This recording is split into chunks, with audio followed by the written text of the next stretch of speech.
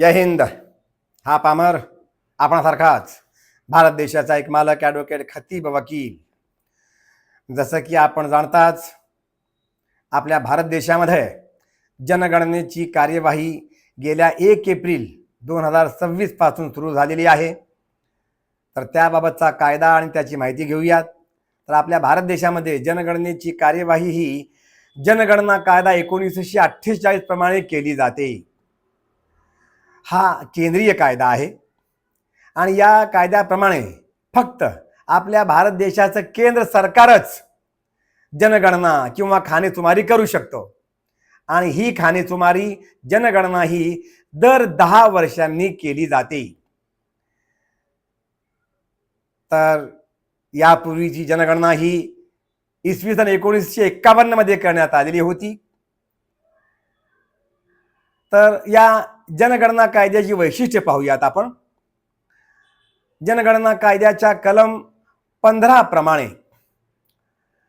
जनगणनेसाठी नागरिकांनी दिलेली माहिती ही सक्तरित्या गुप्त ठेवली जाते.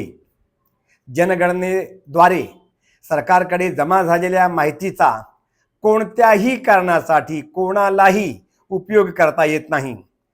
जनगणनेद्वारे गोळा झालेली माहिती ही पोलिसांना सुद्धा दिली जाऊ शकत नाही. इतकेच नव्हे तर कोर्टात सुद्धा जनगणनेच्या माहितीचा पुरावा दिला जाऊ शकत नाही. हे जनगणनेचे मूलभूत वैशिष्ट्य आहे या कायद्याच्या कलम 15 प्रमाणे, गुप्तता.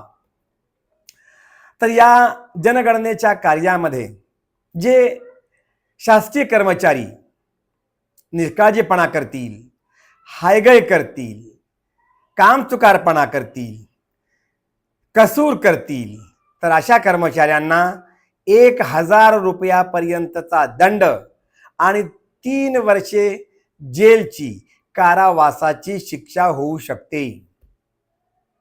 आणि जनगणनेसाठी आलेल्या गणकाने विचारलेल्या प्रश्नांना उत्तर आणि अथवा खरीखुरी माहिती जर दिली नाही, एखाद्या नागरिकाने अशी माहिती देण्यास नकार दिला, तर अशा परिस्थितीमध्ये त्या नागरिकाला 1000 रुपयापर्यंतचा दंड होऊ शकतो. या जनगणनेमध्ये सर्वप्रथम घरांवर जनगणना करणारे प्रगणक हे अंक लिहितील.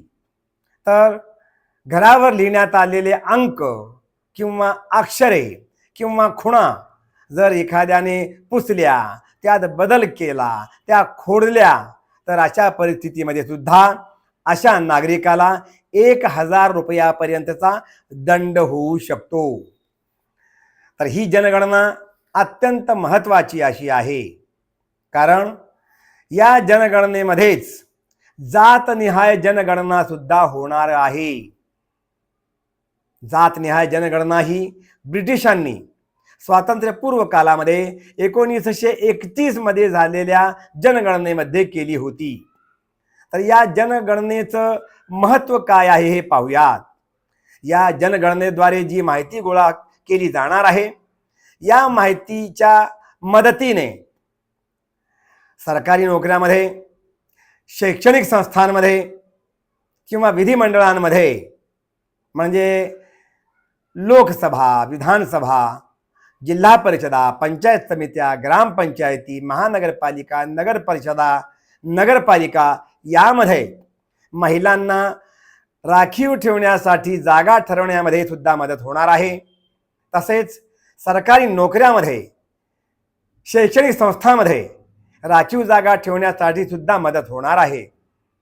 आणि विविध व्यक्ती समूहांसाठी ज्या कल्याणविषयक योजना राबवण्यात येणार आहे, त्यासाठी सुद्धा जनगणना अत्यंत महत्त्वाची आहे.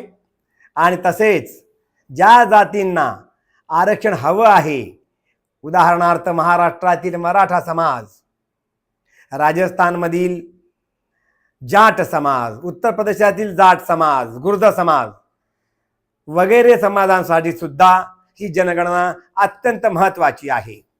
तर या पामराचं आपणा सर्व भारतीय नागरिकांना हे आवाहन आहे की कृपया जनगणनेमध्ये जे जनगणनेचे प्रगणक आपल्या घरी येणार आहेत त्यांना मदत करा, सहकार्य करा.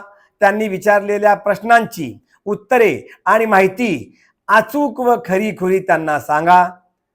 आपल्या घरावर प्रगणकाने लिहिलेले क्रमांक, अक्षरे किंवा खुणा या खोडू नका. जय हिंद.